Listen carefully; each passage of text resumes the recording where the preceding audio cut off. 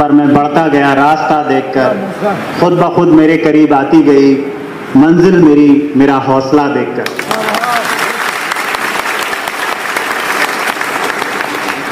जनाब सलमान पटेल साहब, नूर सिद्दीकी साहब, डॉक्टर अब्बासी, काविश फाउंडेशन के अध्यक्ष,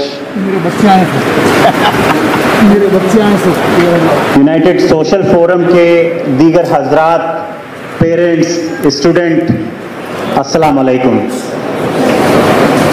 अब बहुत सारी बातें बोल ही चुके हैं सलमान पटेल और नूर सिद्दीकी, मेरे लिए कुछ बहुत ज़्यादा बचा नहीं है, लेकिन फिर भी कुछ बातें, चंद बातें जो मेरा एक्सपीरियंस है थोड़ा सा डिफरेंट है नूर सिद्दीकी और सलमान पटेल से, तो वो मैं आपके सामने शेयर करना चाहूँगा। सबसे पहले एक कोट शेयर करना चाहूँगा कन्फ्यूशियस का। चाइना का एक बंदा था, वो कहता था, इंग्लिश में वो कोट है कि if you are thinking in terms of a year, plant a seed. If you are thinking in terms of 10 year, plant a tree. If you are thinking in terms of 100 year, educate your children. यानी कि अगर आप 100 साल के बारे में सोच रहे हैं तो आप अपने बच्चों को पढ़ाइए। जैसा कि प्रोग्राम के शुरुआत में हमारे यूनाइटेड सोशल फोरम के जो शुरुआत की, उन्होंने बोला था कि हमारी कुरान की आयत भी तालीम से शुरू होती है, और हुजूर प्रॉफिट सल्लल्लाहु अलैहि वसल्लम ने भी कहा है कि आप तालीम के लिए यहां से लेकर चाइना तक जाइए। तो ये बहुत अच्छी बात है कि आज हम तालीम के ऊपर बात कर रहे हैं। आज हम कोई हॉट टॉपिक, कोई ट्रिपल तलाक का टॉपिक या कोई और टॉपिक पे बात नहीं कर रहे हैं, हम आज तालीम पे बात कर रहे हैं। ये शो कर रहा है कि हमारी जो कम्युनिटी है उसमें भी तालीम के लिए जद्दोजहद शुरू हो गई है। तो आज के जलसे का मौजू है कैसे यूपीएससी क्रैक किया जाए, एमपीएससी कैसे क्रैक किया जाए, इस पे थोड़ी सी हम बात करेंगे। बहुत सारी बातें सलमान पटेल ने और नूर सिद्दीकी ने की है। एक बात, एक एनालॉजी मैं आपको देना चाहता हूं कि उन्होंने बोला है कि टारगेट बड़े रखो, ड्रीम बड़ा देखो। एक ड्रीम का एक एग्जाम्पल मैं आपको देना चाहता हूं। एक प्रोफेसर हुए हैं, प्रोफेसर एडविन लॉके। उन्होंने एक एक्सपेरिमेंट किया। वो एक फैक्ट्री में गए और उस फैक्ट्री में जाके 10-10 लोगों के 2 ग्रुप बनाए। एक फैक्ट्री में गए और 10-10 लोगों के 2 ग्रुप बनाए। पहले ग्रुप को उन्होंने कुछ सामान दे दिया, लकड़ियां दे दी और कुछ औजार दे दिए, और उनसे बोला कि तुम इनसे टेबल बनाओ। टेबल बनाने को उससे बोला, तो उन्होंने 16 से 17 टेबल बनाई। दूसरे ग्रुप को बोला कि पहले ग्रुप ने 16 या 17 टेबल बनाई और अब आप टेबल बनाओ। एक दिन का टाइम दिया, वही औजार, वही लकड़ी, वही सब कुछ। दूसरे ग्रुप ने 21 टेबल बनाई। फिर वो पहले ग्रुप के पास आए, उसको बोला कि देखिए दूसरे ग्रुप ने 21 टेबल बनाई हैं, आप कितनी बना सकते हैं। वो लोग फिर लग गए और इस बार उन्होंने 30 टेबल बना दी उसी टाइम में। फिर वो वापस इस ग्रुप के पास आए, उन्होंने बोला पहले ग्रुप ने 30 टेबल बनाई है, अब आप कितनी टेबल बना सकते हैं इसी टाइम में। तो इस बार उन्होंने 20 नहीं, 25 नहीं, पूरी 35 टेबल बना दी। तो ये चीज, ये एक्सपेरिमेंट बहुत बड़े लेवल पे हुआ था। चूंकि मेरे पब्लिक एडमिनिस्ट्रेशन मेरा एक ऑप्शनल था, उससे रिलेटेड है, वहां कहीं मैंने पढ़ा था, सोचा कि आपके साथ शेयर करूं।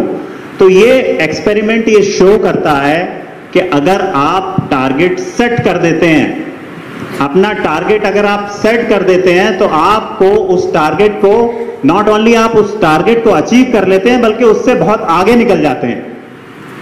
तो इसलिए आपको टारगेट सेट करना बहुत जरूरी है, और टारगेट जो आपका होना चाहिए छोटा मोटा नहीं होना चाहिए। जैसे नूर सिद्दीकी बोल रहा था, आपके टारगेट बहुत ऊंचे होना चाहिए, बहुत बड़े होना चाहिए। सबने डॉक्टर अल्लामा इकबाल के शेर पढ़े हैं, तो मैं भी एक शेर पढ़ देता हूं कि नहीं तेरा नशे मन कसर सुल्तानी के गुंबद पर, नहीं तेरा नशे मन कसर सुल्तानी के गुंबद पर, तू शाही है बसेरा कर पहाड़ों की चट्टानों पर। तो आपको पहाड़ों की, तुम्हें एक मकान के ऊपर अपना या एक महल के ऊपर अपना टारगेट सेट नहीं करना है। आपको पहाड़ों की चट्टानों के ऊपर, आप ईगल हैं, ईगल की तरह हैं, आपको आपका एम बहुत ऊंचा होना चाहिए। जैसे कि सलमान पटेल ने बोला कि तीर मारोगे तो वो नीचे को आएगा क्योंकि ग्रेविटी है, इसलिए टारगेट अपना बड़ा रखो। आप अगर टारगेट रखोगे आईएएस बनने का, आईपीएस बनने का, या आईआरएस बनने का, डॉक्टर बनने का, इंजीनियर बनने का, तो छोटे मोटे एम तो आपके ऐसे ही अचीव हो जाएंगे। उसको अचीव करने में आपको कोई प्रॉब्लम नहीं होगी। तो आप अपने टारगेट को बहुत बड़ा रखिए, ड्रीम बड़ा देखिए। अब मैं शेयर करूंगा अपनी बातें। सबने अपना अपना शेयर किया है तो मैं भी थोड़ा सा शेयर कर देता हूं कि मैंने इस टारगेट को कैसे अचीव किया, मैंने कैसे टारगेट बनाया। और मैं यहां आईपीएस, आज अगर महाराष्ट्र की सरजमी पे हूं, दक्कन की सरजमी पे मुझे आप लोगों की सर्विस करने का मौका मिल रहा है, तो मैं यहां तक कैसे पहुंचा। तो थोड़ी सी जर्नी है, ज्यादा टाइम नहीं लूंगा, ऑलरेडी सबने बहुत कुछ सुन लिया है। 5 मिनट में मैं सारी अपनी जर्नी बता के आपको थोड़ा सा ज्ञान दे दूंगा। तो मेरी जर्नी स्टार्ट होती है एक गांव से जिसका के नाम था हर्रायपुर, नाम है हर्रायपुर। वहां मैं प्राइमरी स्कूल में पढ़ा, जो प्राथमिक शाला होती है।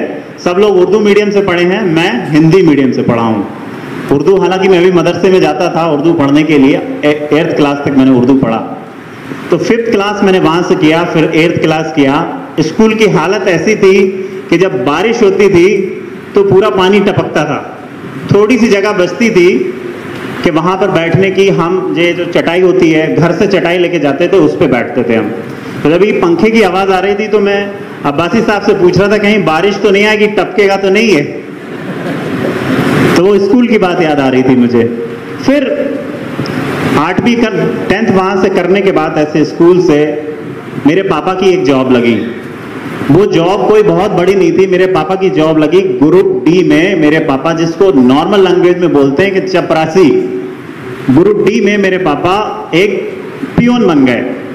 लेकिन वो पियोन बनने से हमारा फायदा ये हुआ कि हम बरेली आ गए। बरेली एक डिस्ट्रिक्ट है यूपी में, हम बरेली आ गए। बरेली में अगेन बहुत सारी परेशानियां थी क्योंकि आप बड़े शहर में आ गए। गांव में तो आप कैसे ही अपना गुजारा कर लेते हैं, लेकिन बड़े शहर में रहने के लिए अच्छी जगह बहुत महंगी होती है। तो बरेली की जो एक, जिसे कहना चाहिए एक मलिन बस्ती कहते थे उसको, स्लम। नांदेड़ में भी कोई स्लम मुझे नहीं लगता है कोई है, लेकिन वो एक स्लम थी वहां पर हमारे पापा ने घर लिया, किराए पे घर लिया। उस किराए पे हम वहां पे रहते थे क्योंकि किराया, इतना सैलरी नहीं थी कि किराए पे बहुत बड़ा घर हम ले पाए। अब बात आई कि एजुकेशन कहाँ हो, रहने के लिए नहीं है, खाने के लिए नहीं है। तो एजुकेशन के लिए फिर हम प्राइवेट कॉलेज चले गए, तो गवर्नमेंट कॉलेज चले गए। गवर्नमेंट कॉलेज में कोई ज़्यादा फीस नहीं लगती थी, लेकिन सिर्फ कॉलेज से कुछ नहीं होता, ट्यूशन भी चाहिए। तो ट्यूशन कैसे की जाए, ट्यूशन की फीस थी 400 रुपये। वो देने के लिए पापा के पास पैसे नहीं थे, लेकिन मैं पढ़ने में चूंकि तेज था, तो वहाँ पर एक हमारे टीचर थे अंसारी साहब, उन्होंने मेरी कोचिंग अरेंज की और मुझसे कोई फीस नहीं ली। उन्होंने विदाउट फीस में कोचिंग करता था और इस तरह से मैंने 12th कर लिया और अल्हम्दुलिल्लाह मैंने 12th में टॉप किया। 12th के बाद कुछ भी पता नहीं था कि आगे कैसे जाना है, क्या करना है।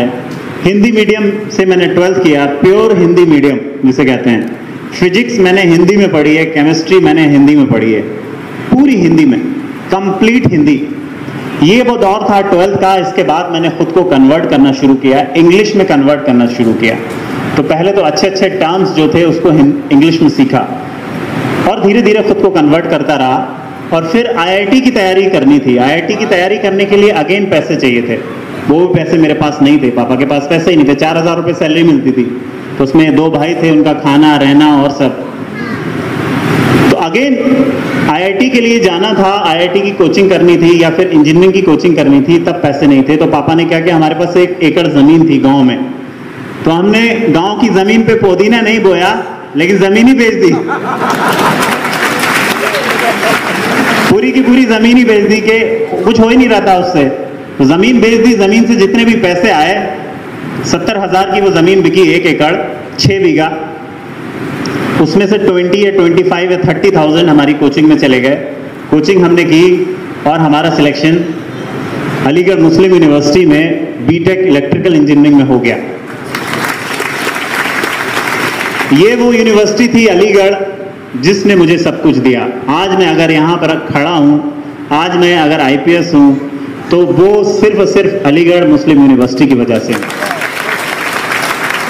वहाँ फीस इतनी कम थी, 4 साल बीटेक यानी इंजीनियरिंग की फीस मुझे आज भी याद है, 4,817 रुपए का एक चेक दिया था मैंने।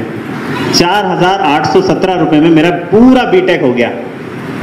अगर कोचिंग से अगर वो एकड़ जमीन नहीं बेची होती और पापा सोच रहे होते तो मेरा कभी बीटेक में सिलेक्शन नहीं होता।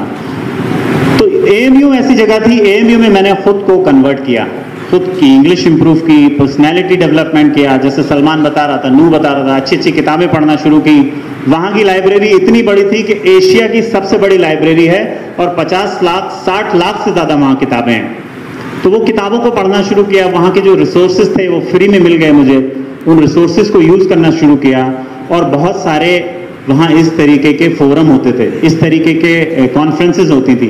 उन कॉन्फ्रेंसेज में बहुत सारे टॉपर्स आते थे, जैसे आज मैं यहाँ पे बोल रहा हूँ, वहाँ भी आके बहुत सारे लोग बोलते थे। वहाँ पर मैंने उनको सुनना शुरू किया और वहाँ से एक दिल में ये आया कि हाँ, ये इस एग्ज़ाम को कभी ना कभी देना है। लेकिन घर के हालात ऐसे थे कि मैं एग्ज़ाम नहीं दे सकता था। फुल टाइम दिल्ली जाकर, नू सिद्दीकी की तरह मैं दिल्ली नहीं जा सकता था, मुझे जॉब करना था। मेरा फैमिली कंडीशन ऐसी थी, मुझे जॉब करना था। अगर मैं जॉब नहीं करता तो शायद मेरे 2 छोटे भाई जो थे वो नहीं पढ़ पाते, शायद मेरी फैमिली नहीं चल पाती। तो मैंने तैयारी की, मेरे कॉलेज से एक जॉब नहीं लगा, 2 जॉब लग गए। और सबसे पहले मेरा जॉब लगा वहाँ मेरे बैच में, एक जॉब लगा मेरा TCS में, टाटा कंसल्टेंसी सर्विसेज, और दूसरा जॉब लगा सीमेंस में, औरंगाबाद में एक सीमेंस फैक्ट्री है, वहाँ मेरा जॉब लगा। खैर मैंने सीमेंस ज्वाइन किया, लेकिन सीमेंस ज्वाइन करने के बाद वहाँ मुझे मज़ा नहीं आया। मुझे ऐसा एहसास ही नहीं हुआ कि मैं किस लिए ये जॉब कर रहा हूँ। मुझे लोगों के बीच में जाके काम करना है, लोगों के लिए काम करना है, लोगों की परेशानियां दूर करनी है, जस्टिस के लिए काम करना है, ये ख्याल मेरे आते थे। तो मैंने सोचा क्या करूं मैं, यहाँ से तो कोचिंग में कर नहीं सकता, प्राइवेट जॉब है, ज़्यादा मुझे यहाँ टाइम नहीं मिलता है। तो मैंने फिर गवर्नमेंट जॉब की तैयारी की और गवर्नमेंट जॉब में मेरा पहली ही बार में भाभा एटॉमिक रिसर्च सेंटर में साइंटिफिक ऑफिसर के लिए हो गया सिलेक्शन। और मैंने मुंबई में मैंने जाके ज्वाइन किया, पालघर में मेरी ट्रेनिंग हुई, तारापुर में मैं 1 साल रहा। और जिस दिन मैं वहां पे ज्वाइन किया उस दिन मैंने डिसाइड किया, उस दिन एक मैगजीन आती थी पहले, क्रॉनिकल। उस दिन मैंने पालघर में बॉयसर करके एक जगह है, अगर कोई गया है तो बॉयसर में मैं वो मैगजीन लेने के लिए चला गया कि अब मुझे उस सफ़र के लिए आगे बढ़ जाना है। तो वो मैंने मैगजीन खरीदी और वहाँ से तैयारी का सिलसिला शुरू किया। 2012 में मैंने पहला अटेम्प्ट दिया, मेरा प्रीलिम्स नहीं हुआ। दूसरा अटेम्प्ट दिया, प्रीलिम्स हुआ, मेंस हुआ, इंटरव्यू नहीं हुआ। लेकिन तीसरे अटेम्प्ट में मेरा प्रीलिम्स दिया, मेंस दिया, इंटरव्यू दिया और इंटरव्यू में one of the highest marks आए और मुझे अल्हम्दुलिल्लाह IPS में मैं सिलेक्ट होकर यहाँ आ गया। तो ये जो पूरी जो जर्नी रही मेरी, इसमें बहुत सारी चीज़ें हैं जो आप सीख सकते हैं, जो यहाँ पर स्टूडेंट बैठे हुए हैं वो सीख सकते हैं। पहली चीज़ ये है कि मुस्लिम कम्युनिटी में एक भावना या एक एहसास कमतरी आ गया है कि हमारा सिलेक्शन तो होगा नहीं, हमारे साथ डिस्क्रिमिनेशन होगा। हम अगर UPSC के लिए जाते हैं तो हम सिलेक्ट नहीं होंगे, हम किसी जॉब के लिए जाते हैं तो हम सिलेक्ट नहीं होंगे। लेकिन दोस्तों, मैं आपको ये बताना चाहता हूँ कि हमारा जो ये इंडिया है, हमारा जो ये हिंदुस्तान है, इतना प्यारा मुल्क है, इतना प्यारा मुल्क है कि अगर आप कोशिश करते हैं तो आप भी नूरुल हसन बन सकते हैं, आप भी सलमान पटेल, नू सिद्दीकी बन सकते हैं। मेरा पहला सिलेक्शन जो हुआ वो भाभा एटॉमिक रिसर्च सेंटर हुआ, परमाणु ऊर्जा केंद्र जिसे कहते हैं हिंदी में। तो वहां पर एटम का काम हम करते थे, एटम का काम करते थे। इतना सेंसिटिव हो कि मेरा वहां सिलेक्शन हुआ। आई एम ए मुस्लिम और मेरा वहां सिलेक्शन हुआ। दूसरा सिलेक्शन मेरा IPS में हुआ, सिक्योरिटी का काम करते हैं हम, कंट्री की सिक्योरिटी के लिए हम काम करते हैं, हमारा वहां सिलेक्शन हुआ। जब मैं सिलेक्ट हो सकता हूं तो आप क्यों नहीं सिलेक्ट हो सकते? आप भी सिलेक्ट हो सकते हैं। तो ये जो डिस्क्रिमिनेशन की बातें हैं, ये डिस्क्रिमिनेशन की बातें वही करता है जो कोई ना कोई बहाना बनाना चाहता, जो कोई ना कोई बहाना बना के आगे बढ़ना चाहता, अपने माँ बाप को बहाना करना चाहता, तो इसलिए आप लोग आगे बढ़िए, आप लोग कोशिश करिए, आप लोग अपने एम के लिए लग जाइए, और अगर आप लग जाएंगे तो आपको आपका एम मिलेगा। एक शेर, चंद लाइनें हैं कि भंवर से लड़ो तुम लहरों से उलझो, भंवर से लड़ो तुम लहरों से उलझो, कहां तक चलोगे किनारे किनारे। तुम लोग को लड़ना है, तुम लोग को आगे बढ़ना है, तुम लोग को अपने मुस्तकबिल के लिए काम करना है। दूसरी चीज जो कि बहुत ज्यादा एम्फेसाइज हो गई है कि इस एग्जाम में गरीबी कहीं से भी आड़े नहीं आ सकती, कहीं से भी गरीबी यहां आड़े नहीं आ सकती। सलमान पटेल ने अपना शेर शुरू किया था कि खुद ही न बेच गरीबी में भी नाम पैदा कर। मैं उस शेर को पूरा करता हूं कि दयार इश्क में अपना मकाम पैदा कर, दयार इश्क में अपना मकाम पैदा कर, नए जमाने नए शुबो शाम पैदा कर, अगर खुदा दिले फितरत सनाज दे तुझको, लहूत आलहू से कलाम पैदा कर। और मेरा तरीका अमीरी नहीं फकीरी है, खुद ही न बेच गरीबी में भी नाम पैदा कर। आपको खुद ही बेच, गरीबी आपके कभी आगे आड़े नहीं आ सकती। इन लोगों ने इतनी देर आपको बोला है, बहुत सारी बातें बताई हैं, मुझे नहीं लगता मैं इस पे और एम्फेसाइज करने की जरूरत है। दूसरा एक मिथ ये है कि यूपीएससी बिना कोचिंग के नहीं हो सकता। बहुत बड़ी मिथ है कि यूपीएससी बिना कोचिंग के लिए नहीं निकाला जा सकता। लोग पूना जाते हैं, लोग दिल्ली जाते हैं, हर जगह जाते हैं इस मिथ में, लेकिन अल्टीमेटली उनको रियलाइज ये होता है कि कोचिंग सिर्फ गाइडेंस प्रोवाइड करती है, आपको खुद ही पढ़ना पड़ता है। मैं आपको बताना चाहता हूं, मैंने कोई भी कोचिंग नहीं ली, not even a single coaching. मैं हमदर्द स्टडी सर्किल गया, वो भी मैं जब जाता था जब नूर सिद्दीकी वहां से जा चुका होता था। 3 महीने के लिए हमदर्द स्टडी सर्किल गया, लेकिन वहां कोई कोचिंग नहीं होती। वहां एक माहौल मिलता है, अच्छे दोस्त बनाने का मौका मिलता है, जैसे सलमान पटेल ने बोला, और वो लोग पीयर लर्निंग वहां पर होती है। तो कोचिंग, अगर किसी को भी ऐसा लगता है कि कोचिंग जरूरी है इस एग्जाम के लिए, तो आप भूल जाइए, इस बात को अपने दिमाग से निकाल दीजिए। आज की डेट में इंटरनेट पे इतना कुछ अवेलेबल है, इतना सब कुछ अवेलेबल है, इतनी गाइडेंस अवेलेबल है कि आप बिना कोचिंग के कर सकते हैं। जब मैं कर सकता हूं तो आप क्यों नहीं कर सकते। तीसरी जो मिथ है वो है फुल टाइम जॉब के साथ। बहुत सारे लोग मेरे पास आते हैं, धर्माबाद आते हैं, फेसबुक पे मैसेज करते हैं कि फुल टाइम जॉब अगर आप कर रहे हैं, या कोई जॉब कर रहे हैं, कोई टीचर है, कोई डॉक्टर है, या कोई है, तो फुल टाइम जॉब के साथ ये नहीं कर सकते। मैंने फुल टाइम जॉब के साथ किया, मेरे बहुत सारे दोस्त हैं, उन्होंने फुल टाइम जॉब के साथ किया। हम लोग जाते थे सुबह मॉर्निंग में 7:30 बजे निकल जाते थे घर से, और शाम को 6:30 बजे वापस आते थे। तो 9 से लेके 6:30 बजे का टाइम हम लोग जॉब को देते थे।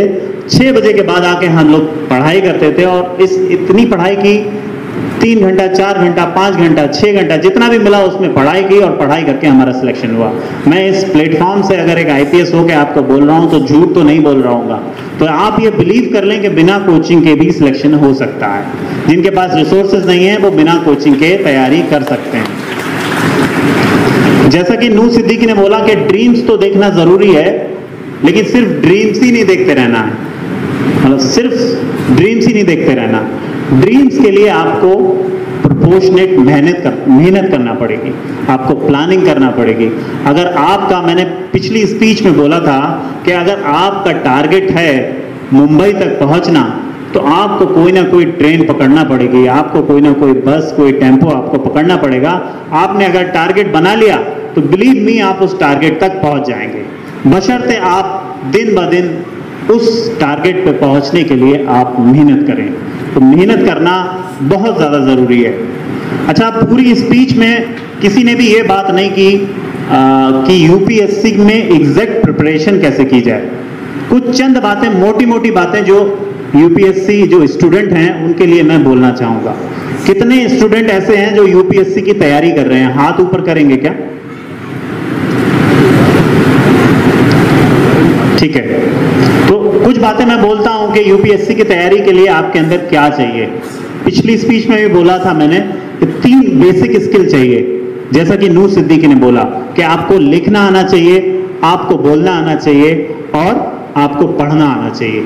Reading skill, writing skill and your speaking skill, इन 3 चीजों पे आप कॉलेज में काम करिए। जब आप कॉलेज में हैं, जब आप स्कूल में हैं तो इन 3 चीजों पे काम करिए। अगर ये 3 चीजें आपकी सही हो गई तो आप कोई भी किताब पढ़ लेंगे और उस किताब को पढ़ के उसका जो सार है वो आप नीचे पेपर पे उतार सकते हैं। तो ये 3 स्किल को अपनी इंप्रूव करिए।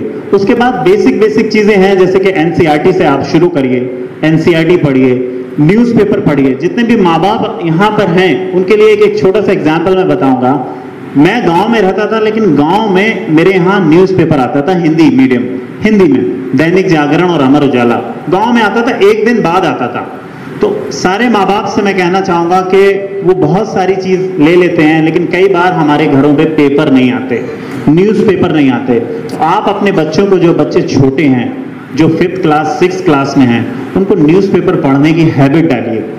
न्यूज़पेपर पढ़ेंगे तो उनको सोसाइटी के बारे में पता लगेगा, और यही जो नॉलेज जो एक्यूमुलेट होगी 5th क्लास 6th क्लास से लेके आगे तक जाते जाते, वो उनको यूपीएससी निकालने में, एमपीएससी निकालने में उनको बहुत ज्यादा मदद करने वाली है। तो न्यूज़पेपर आप पढ़िए।